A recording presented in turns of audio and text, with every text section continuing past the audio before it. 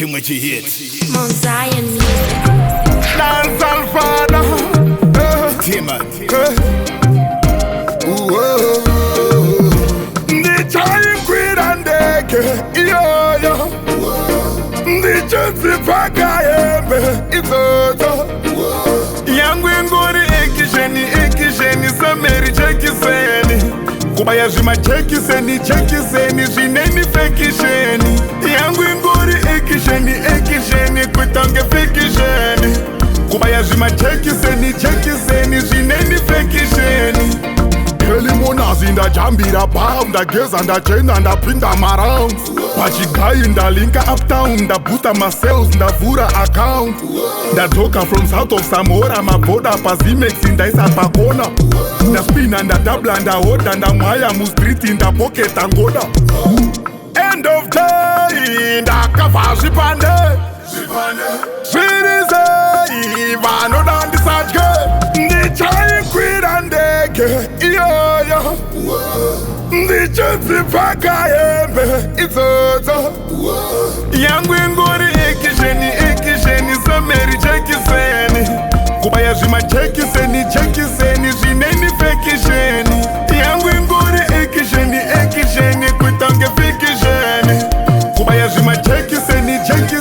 Zineni fekisheni Pastriti ndapinda muchiki maiti Chiskiri conquering banditi Drihove yakamedza Jonas Shaki Matemba ndokanda muboma Patakati popopopo iyemiro Na chaimen chairakitaka mutambiro Na dokta patakati kutambudzika ndo Tanga tafinikana nemakariro Prima safaifa Funza kafa takabuda pakaipa Saka zvishandiwira ina zvindikwanise Namo ndinoiziva ina hindinakidze Ndichayikwira ndeke iyoyo Ndichenzipakayembe idzodzo Yangu inguri ekisheni sameri jekiseni Kubaya zvima jekiseni Zineni fekisheni Yangu inguri ekisheni Kutange fekisheni Kubaya zvima jekiseni Zineni fekisheni Heli monazi ndajambira pa Ndageza ndachena ndapinda maround Pachigayi ndalinka uptown Ndabuta ma sales ndavura account Ndajoka from south of Samora Maboda pazimex ndaisa pakona Ndaspina ndadabla ndahoda Ndamwaya mu street ndapoketa ngoda End of day ndakava zvipande Zvirizei vanoda ndisatye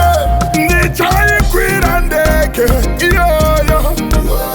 Ndichenzipakayembe idzodzo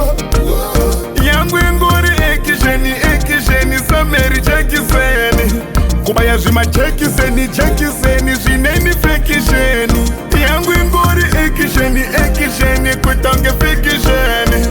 Kubaya zvima jekiseni